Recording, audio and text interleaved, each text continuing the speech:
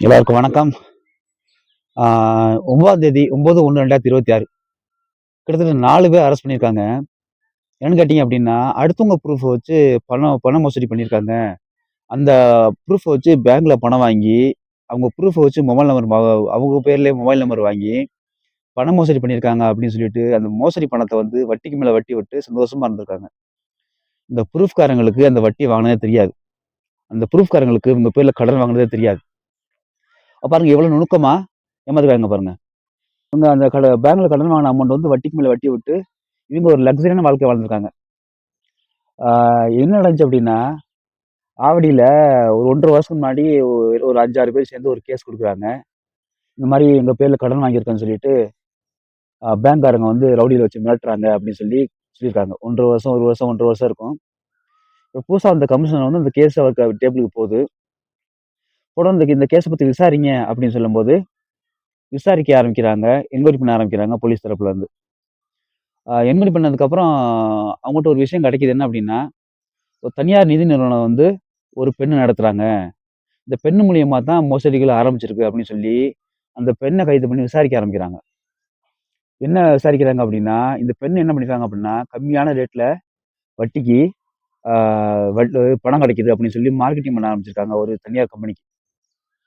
Marketing marketing பண்ண உடனே நம்ம ஆளுங்க என்ன பண்ணியிருக்காங்க, கொஞ்சம் கூட யோசிக்காம, பணம் குடுக்குறவன் எப்படி சும்மா தருவான்?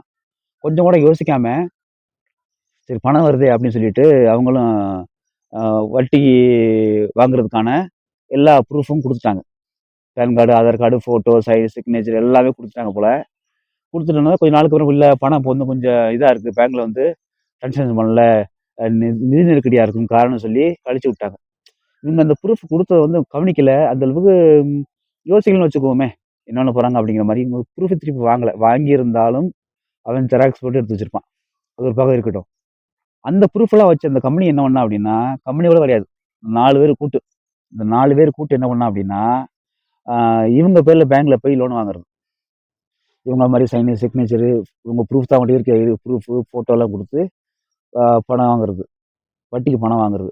அந்த பேங்க்ல லோன் வாங்கிட்டு, அந்த லோன் என்ன பண்றது இவங்க, இவங்க மீட்டர் வட்டி, வட்டிக்கு வட்டி, கந்து வட்டி, ராக்கெட் வட்டின்னு வட்டிக்கு வட்டிலாம் வெளியில குடுத்துட்டு, இவங்க ஒரு சொகுசான வாழ்க்கை வாழ்றது. ராஜா வாழ்க்கை. இவங்க வாழ்றது. இப்படி இருக்கும்போது ஒரு நாள் எப்ப இருந்தாலும் ஒரு நாள் மாற்றம் தானே. மாட்ட ஆரம்பிச்சுடுறாங்க மெதுவா. ராஜா வாழ்க்கை வாழ்ந்தோனே இந்த போலீஸ் தரப்புல வந்து என்கொயரி ஆரம்பிச்சதுக்கப்புறம், அ மெதுவா அந்த ஃபர்ஸ்ட்டு அந்த பெண்ண பிடிக்கிறாங்க. தனியார் நிதி நிறுவனத்துலருந்து அந்த பெண்ண அரெஸ்ட் பண்ணதுக்கப்புறம் தான் ஒவ்வொன்னா வெளிய வருது. இப்படித்தான் சீட்டிங் பண்ணோம் அப்படின்னு. ஒரு விஷயம் அவங்களுக்கு புரியல. எவ்வளவோ விழிப்புணர்வு இருந்தாலும், அவேர்னஸ் இருந்தாலும், அடுத்தவன்ட்ட ப்ரூஃப் குடுக்கும்போது யோசிச்சு குடுக்கணும். கம்மியான வட்டியில பணம் தர்றேன்னா, வட்டிக்கு வாங்குறதே பெரிய விஷயம். ஏன்னா, வட்டி வாங்குனா நம்ம வாழ்க்கை அடகு வச்ச மாரி ஆயி போயிரும்.